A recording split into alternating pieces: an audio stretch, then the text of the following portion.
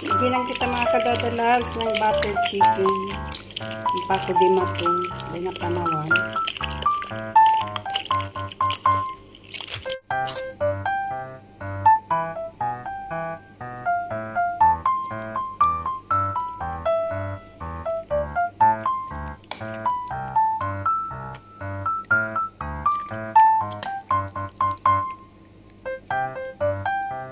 This is a quick preparation for the butter chicken because kararating ko lang sa labas. So, it's already lunch time. At ngayon, nagpapainit na tayo ng ating kawali.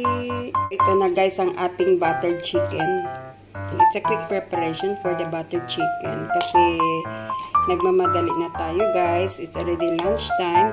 Lulutuin na natin. Nandyan ang ating kawali. Pinainit na. Guys, pinainit na natin ang ating mantika at ready na ang ating butter chicken. Mga kadadalags, ngayon ay ipapakita ko sa inyo ang aking pagluluto ng butter chicken. A quick and instant butter chicken. So, ayan mga kadadalags ang ating instant butter chicken. Pinamadali na natin guys kasi nagmamadali na tayo kasi tanghali na. Gutom na si Dadalabs. So, ayan, parang mainit ang ating kawali.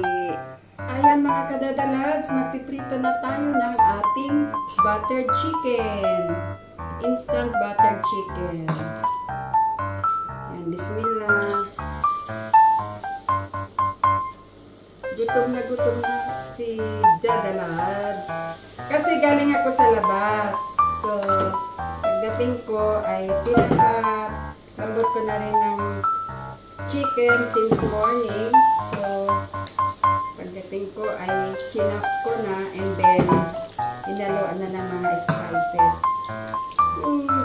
Ano lang, normal lang.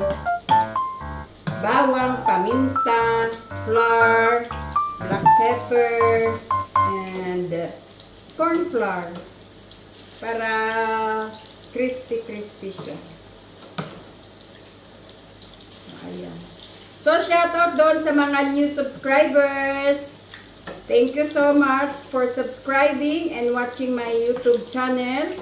Thank you. Shout out to Madam Ann at sa kanyang mga followers. Sana ay patuloy kayo.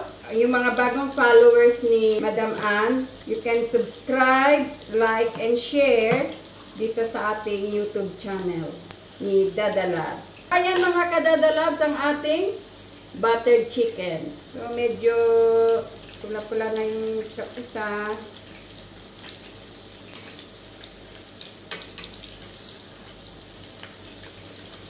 Ay.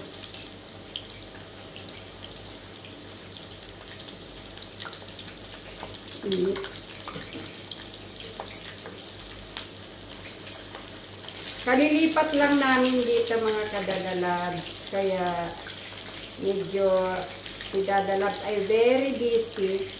Hindi nakakapag-upload. At saka lalo na ngayon sa isa work din namin, busy rin. So inshallah sa mga subscribers, bagong subscribers, mag-upload tayo ng mga videos. And baka may pag-game-game din tayo tulad ni Madam Ann. Ayan.